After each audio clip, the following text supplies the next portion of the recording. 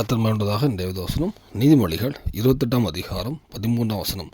தன் பாவங்களை மறைக்கிறவன் வாழ்வடைய மாட்டான், அவைகளை அறிக்கை செய்து விட்டு விடுகிறவனோ இரக்கம் பெறுவான். கர்த்தர் மேண்டதாக வசனம் பார்க்கும்போது பாவத்தை மறைக்கிறவன் வாழ்வடைய மாட்டான் எதுவும் சொல்லுது.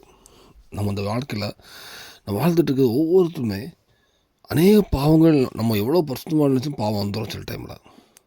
கண்ணு வார்த்தைகள், கண் பார்வையினால், சிந்தையில் பாவங்கள், அநேக பாவங்கள் இருக்குது.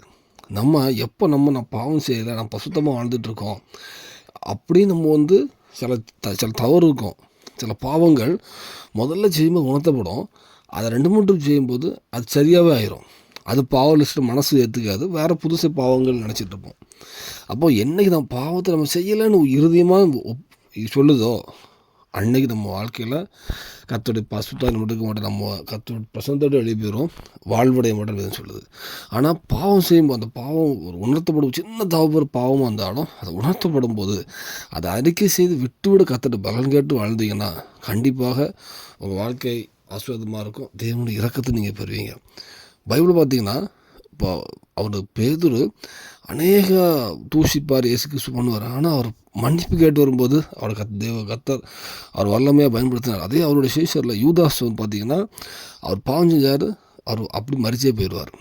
ரெண்டாவது கர்த்தர்ட்ட வரல, மன்னிப்பு கேட்குங்கிறது வரல.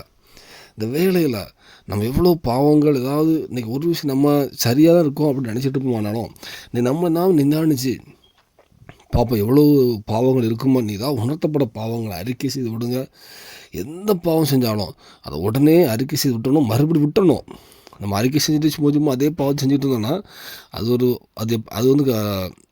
அது கர்த்தர் பிரியலாக செய்யல மாறிடும்.